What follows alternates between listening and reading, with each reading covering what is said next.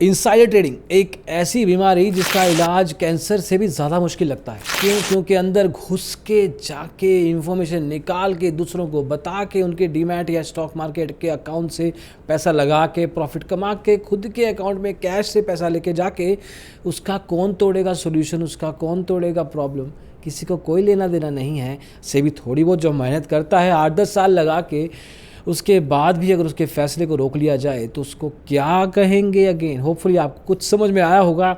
आज हम बात करेंगे पीसी ज्वेलर्स के इनसाइडर ट्रेडिंग के मसले को, जिसमें इस बार सेबी ने एक्चुअली कुछ मेहनत की थी लेकिन सारे मेहनत के ऊपर पानी फेर दिया गया।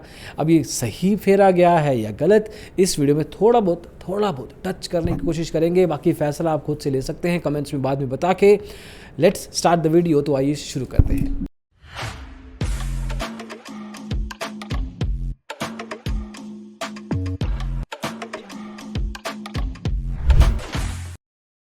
तो दोस्तों 2005 में मैं इंजीनियरिंग कर रहा था, इंजीनियरिंग के सेकेंड ईयर में था। इतना बुजुर्ग हूँ मैं। तो 2005 में पीसी ज्वेलर्स को प्रमोट करने के 3 भाई थे, पीसी गुप्ता, अमरचंद गर्ग और बलराम गर्ग। अब ये 3 भाई काम चला रहे थे, लेकिन कुछ साल के बाद अब भाई भाई में कई बार नहीं बनती, और स्पेशली जब भाई बिजनेस करने लग जाएं, एक ही धंधा करने लग जाएं, घर में भी साथ में, बाहर भी साथ में, तो मसला हो जाता है। और इन सब मसलों से परेशान होकर 2011 में अमरचंद गर्ग जी ने कहा कि मैं और मेरी फैमिली आज से पी चंद ज्वेलर्स नाम की जो कंपनी है हम सबकी, उसमें मैं नहीं हूँ हिस्सेदार, आप मुझे बाय बाय कह दीजिए। उस समय ये कंपनी के वाइस चेयरमैन थे। उन्होंने अपनी पोजीशन को, अपनी कुर्सी को लात मार दी, जो कुर्सी को लात आजकल कोई नहीं मारता, लेकिन इन्होंने मार दी थी। तो मसला थोड़ा सा सीरियस होगा। जैसे इन्होंने ऐसा किया, साथ के साथ कंपनी को इन्होंने पीसी ज्वेलर लिमिटेड नाम से जोड़ दिया, मतलब कंपनी स्टॉक मार्केट में लिस्ट हो गई। फ्लैशबैक के बाद सीधा चलते हैं आगे। 2019-20 की बात है। सेबी ने लगाया इनके ऊपर इंपाउंडिंग ऑर्डर। कहा गया आपने इनसाइडर ट्रेडिंग की है, आप सब रिश्तेदार मिलके इनसाइडर ट्रेडिंग कर रहे हो। और फिर 2019-20 में सेबी ने मारा इंपाउंडिंग ऑर्डर, कहा शो कोज नोटिस, कहा कि आप सब मिलके इनसाइडर ट्रेडिंग कर रहे हो। बात हो रही है पीसी गुप्ता जी के बच्चों की। तो पीसी गुप्ता जी के बेटे सचिन गुप्ता, उनकी वाइफ शिवानी गुप्ता और उनके कजन जो अमरचंद गर्ग जी के बेटे थे, जिनका नाम था अमित गर्ग, ये सबको धरा गया। आपके डीमैट अकाउंट से ऐसी ट्रेडिंग की गई है, उन दिनों में ट्रेडिंग की गई है जब आपके स्टॉक मार्केट के शेयर थे वो ऊपर जा नहीं रहे थे, आपको कैसे ही पता लगा? ये सब सवाल पूछे गए सेबी के द्वारा। उन्होंने कहा कि जी हमें तो पता नहीं है, हम तो एक दूसरे से बात भी नहीं करते हैं, इनफैक्ट हमारा झगड़ा हो रखा है, हमारे फैमिली टर्म्स अच्छे नहीं हैं, जो कि नॉर्मली घरों में होता है। तो अमरचंद गर्ग जी के बेटे और अमरचंद गर्ग खुद भी तो छोड़ चुके थे बिजनेस, और इसको उन्होंने कॉन्टेक्स्ट बनाया, उनके वकीलों ने कॉन्टेक्स्ट बनाया कि देखिए जी परिवारों में लड़ाई हो रखी है, आपस में बात नहीं होती, आप कह रहे हैं इनसाइडर ट्रेडिंग करते हैं। और किसने करवाई इनसाइडर ट्रेडिंग? इन तीनों को बताया किसने? तो उनके वकील ने कहा बलराम गुप्ता जी ने। तो बलराम गुप्ता जो थर्ड भाई थे, तीसरे भाई थे, उन्होंने बताया। अब दोनों के वकील खड़े कर दिए गए, इधर से तीनों कजन्स के, इधर से मिस्टर बलराम गुप्ता के वकील खड़े हो जाते हैं और कहते हैं कि देखिए जी हम दोनों की तो बनती नहीं है, बिल्कुल परिवार टूट रखे हैं, नहीं हो सकता जो आप पूछ रहे हो, अब आप प्रूव कर दीजिए।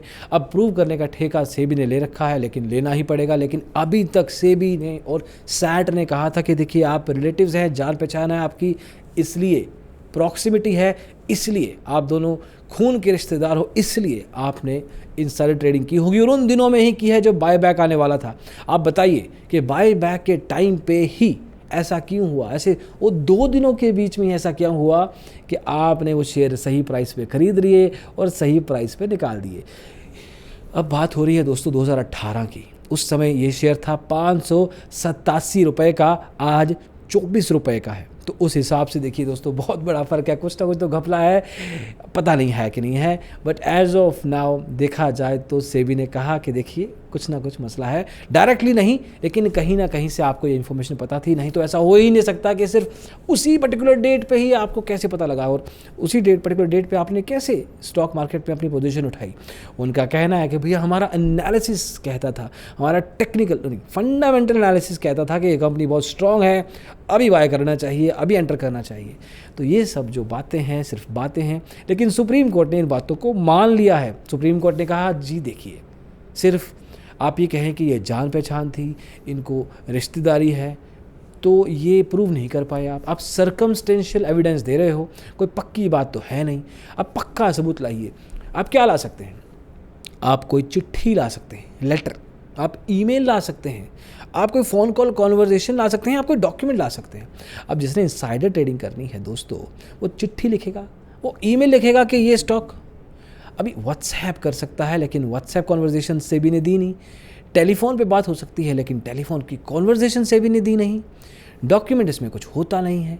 अरे मिलके, आपस में मिलके बता सकते हैं ना, अरे भाई शेयर आने वाला है, बाय बैक करवा रहे हैं, ये न्यूज़ अभी आई नहीं है, आने वाली है, तो तेरे को मैं पहले बता रहा हूँ, एक काम कर, मेरा कट रख लियो, पैसे भी मैं देता हूँ, थोड़े से और अपने लगा लियो, और फिर जो प्रॉफिट होगा दोनों निकाल लेंगे। ये हो सकता है कि ऐसी हुई हो कन्वर्सेशन, सर्कमस्टेंशियल, भाई बहन का रिश्ता या चाचा जान का रिश्ता, लेकिन अगेन सर्कमस्टेंशियल है, पक्का नहीं है। यही कहा सुप्रीम कोर्ट ने। अब दोस्तों अगर देखा जाए तो कम से कम, ज़्यादा नहीं तो 100 करोड़ रुपए कमाए होंगे इस डील से, ज़्यादा नहीं, 2018 में। तो एक तरीके से डील तो तगड़ी थी। अब हुआ है ये नहीं, बट पक्का पता नहीं। लेकिन सेबी को, जो सेबी ने ऑर्डर दिया था, जो सैट ने ऑर्डर दिया था कि आपको 20 लाख रुपए देने हैं, 20 लाख रुपए देने हैं। पहली बात तो आप 100 करोड़ रुपए कमाया होगा उन्होंने, 92.8 करोड़ टू बी स्पेसिफिक, और आप 20 लाख का फाइन लगा रहे हो और इनको कह रहे हो कि अब आप ट्रेडिंग नहीं कर सकते हो, मार्केट से बैन है। अरे यार कुछ लेवल उठाओ, सेबी खुद भी अपना इज्जत रखो यार। आपका ट्विटर पे वेरीफाइड हैंडल है नहीं, वो करवा लो कम से कम। गजब बेइज्जती है।